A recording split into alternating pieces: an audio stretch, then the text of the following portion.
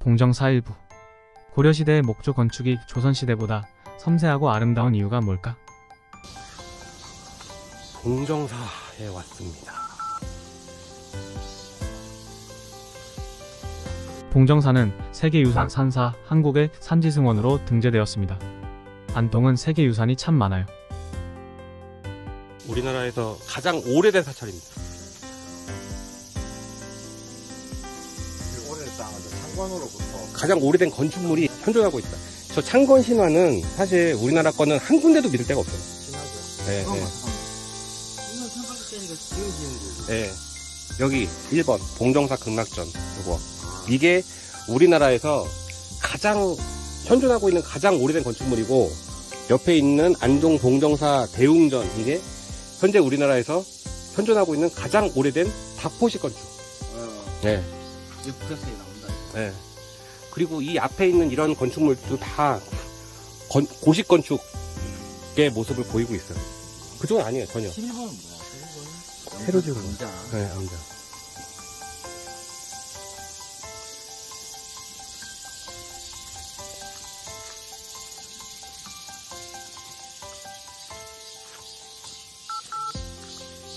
여기도 공사 중이네.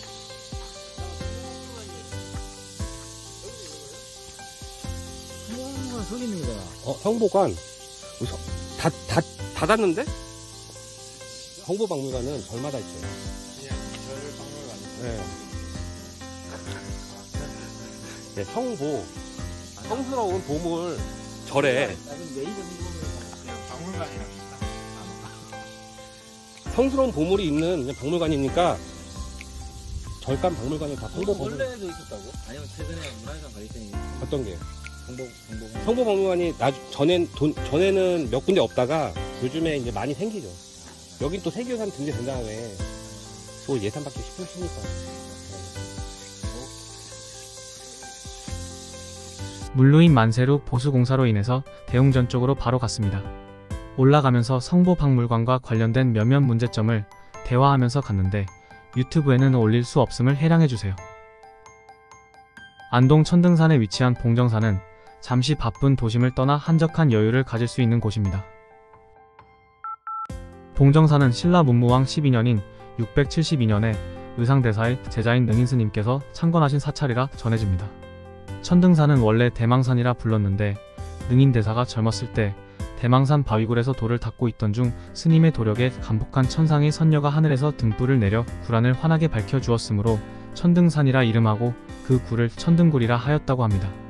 그 뒤 더욱 수행을 하던 능인스님이 도력으로 종이 봉황을 접어서 날리니 이곳에 와서 머물러 산문을 계산하고 봉황이 머물렀다 하여 봉황새 봉자에 머무를 정자를 따서 봉정사라 명명하였다고 합니다.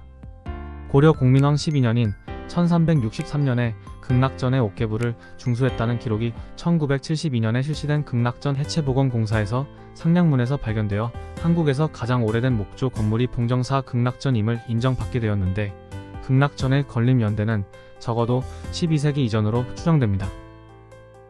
2000년 2월 대웅전 지붕 보수공사 과정에서 사찰 창건 연대를 확인해주는 상량문과 대웅전 내 목조 불단에서 고려 말에 제작했다는 묵서가 발견되었습니다.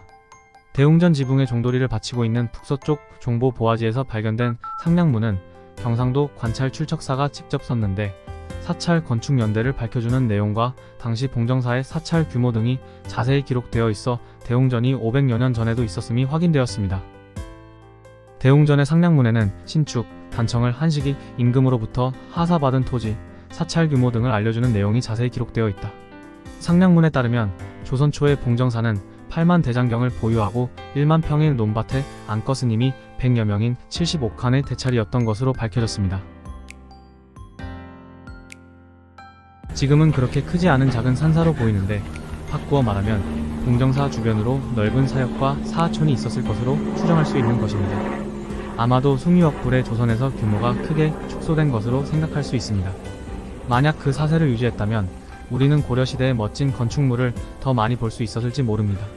여기 스테이 하나 보다. 이 방에 이름이 있는 거 보니까, 그죠?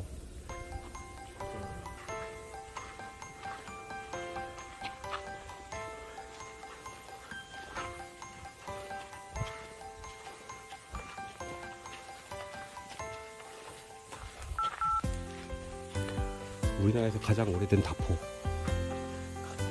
갑자기 콩 나오네. 여기서 잠깐. 봉정사 극락전은 둘러보시기 전에 고려의 건축에 대해서 조금 알고 보시면 훨씬 재미있습니다. 제가 최대한 간단하게 설명드릴게요. 고려는 당연히 신라의 건축 문화가 이어집니다. 불교가 계속 국교이다 보니 국가운 영체계에 계속해서 중요한 역할을 하게 되죠. 고려시대의 불교 사원은 종교시설의 기능에 준행정시설의 역할도 하게 되는 것입니다. 고구려 백제 신라의 건축 문화가 남아있는 각 지역의 특성을 반영한 건축 문화를 신라로부터 이어받은 고려의 건축은 조선시대 건축과 비교하여 섬세하고 정교한 목조 건축 문화를 보여주고 있습니다. 지금 우리의 시선으로 보았을 때 정교함이 떨어져 보이는 당시대 석조 문화와 대비되는 정교함과 섬세함을 보이고 있는 것이 특징적입니다.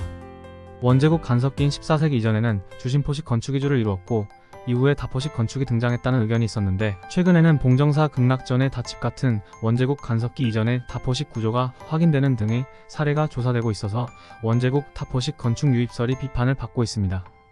원제국 다포식 건축 유입설은 일제강점기의 1인 학자들이 최초로 주장한 내용이 계속된 것인데 사례들이 많아지면 수정될 이론으로 보입니다. 실제로 목조 건축 기술이 도입된 중국에서는 주심포 건축과 다포 건축이 시기로 구분되는 것이 아니라 규모나 격식 등과 연관된 구조적 차이로 봅니다. 오히려 외출목과 관련이 있는 투심조와 개심조 등에서 시기적인 차이가 있다고 보는 것이죠. 그렇다면 지금 보는 이 한국 목조 건축 가구 변천 분류도표도 앞으로는 수정되어야 할 것입니다. 고려시대의 건축을 4가지로 축약해서 정리하면 다음과 같습니다. 1. 공포를 기둥 위에만 배열한 주심포식 건축만 현존한다. 2. 대체로 부재가 정연하게 가공되고 조각이 세밀하여 각 부재가 하나의 작품처럼 섬세하다. 고려시대 사람들의 정교한 예술성과 건축물에 깃든 신앙심과 정성을 볼 수 있다. 3. 배열림 기둥, 출목이 적은 공포 첨차하단의 연화 두형 초각, 단장형, 초방이 사용된 지붕 가구, 소슬압장, 항아리보, 연등 천정 등의 공통점이 보인다. 안동 봉정사 대웅전을 1형식, 기타 고려 건축을 2형식으로 보기도 한다. 4. 조선시대가 되면 기둥의 배열림이 약화되고 전체적으로 정교한 예술성이 사라지는 경향이 있다. 아마도 숭유역불의 정치적 상황이 영향을 미쳐서 그런 것 같다.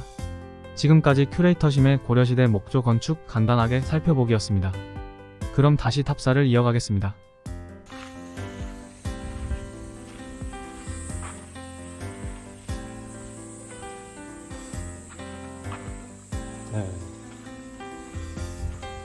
대웅전은 자연석의 막도러 튼층 쌓기의 기단 위에 정면 3칸, 측면 3칸의 단층 건물입니다. 협치마 팔짝지붕의 다포 양식입니다. 배열림이 아닌 원기둥 위에 창방과 평방을 돌리고 그 위에 공포를 올려놓았는데 기둥 사이가 넓고 공포가 상대적으로 커서 포벽이 넓게 보이는 반면 기둥은 짧게 보여 시각적으로 안정감을 줍니다. 공포의 짜임은 내외 모두 이출목으로 외부 쪽으로는 쇠서형이며 내부 쪽은 교두형으로 짜여 그 수법이 고려말 조선 초의 양식을 잘 보여주고 있습니다. 건물 전면에는 툇마루를 설치하였는데 대웅전에 툇마루가 있는 사례는 택간이 있을 때를 제외하고는 거의 찾아볼 수 없는 것입니다. 전면은 궁판을 받친 띠살무늬의 4분 한문으로 되어 있습니다. 이 문짝은 앞에 쪽마루와 함께 후대의 구조물입니다. 기둥 위에 공포도간의 높이를 낮게 하여 기둥의 기초로부터 처마 끝까지의 간격이 다른 다포 건축에 비해 작습니다.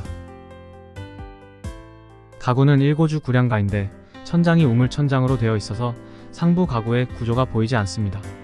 팔작지붕으로 비교적 처마가 깊은데 겹처마로서 내귀의 추녀 끝에는 활주를 받쳐 추녀마루를 지탱하고 있습니다.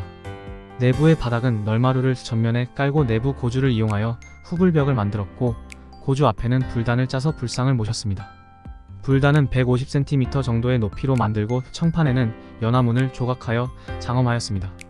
불단 위에 연화자를 놓고 3존불을 봉안하였습니다. 주불인 석가모니불은 높이 150cm 정도이고 좌우 협시불인 관세음보살과 지장보살은 높이가 130cm 정도입니다.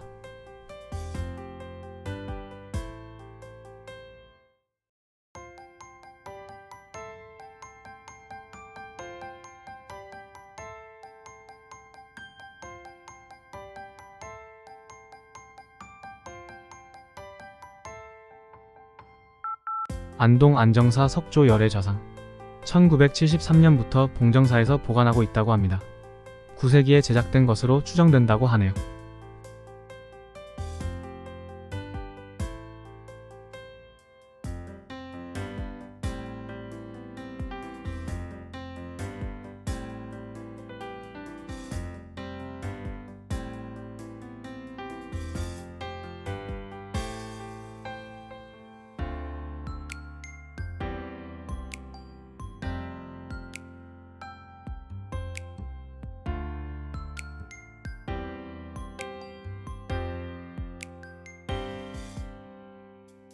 1부는 여기까지, 2부는 우리나라에 남아있는 제일 오래된 한옥부터 보시겠습니다.